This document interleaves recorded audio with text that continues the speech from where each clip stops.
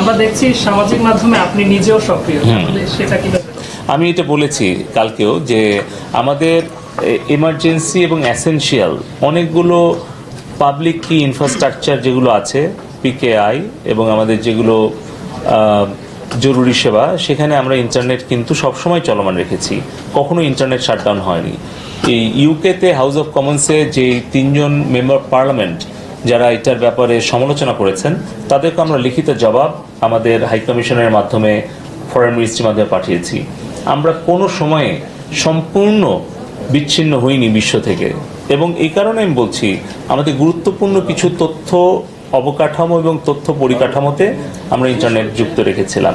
ফলে আমাদের সরকারের পক্ষ থেকে সঠিক তথ্যটা আমরা যেন সোশ্যাল মিডিয়াতে দেই, দেশে এবং বিদেশে যারা গুজব এবং অপপ্রচার ছড়াচ্ছে তাদেরকে আমাদের ব্যাখ্যাটা দেওয়া, যাতে করে তারা আমাদের সরকারের সঠিক তথ্যটা জানতে পারে। সেজন্য আমার সোশ্যাল মিডিয়া প্রত্যেকটাই আমি অ্যাক্টিভ রেখেছি, এবং আমি অ্যাক্টিভ থাকার চেষ্টা করছি যাতে আপনারা, সংবাদ মাধ্যম এবং দেশের জনগণ, দেশে এবং প্রবাসে, তারা যেন সঠিক তথ্যটা পায়।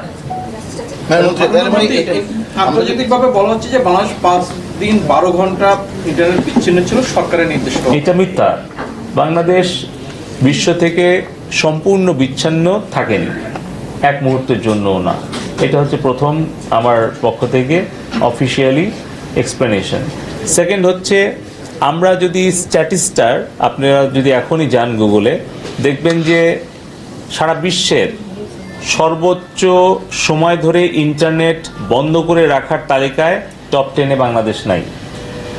আপনি এখন যান, সার্চ করেন স্ট্যাটিস্টার, আপনি ওয়েবসাইটে যান, বিশ্বে 200টা দেশের মধ্যে সবচেয়ে বেশি সময় ধরে ইন্টারনেট বন্ধ রাখার যে পরিসংখ্যানটা আছে, সেখানে টপ 10-এ কিন্তু বাংলাদেশ নাই।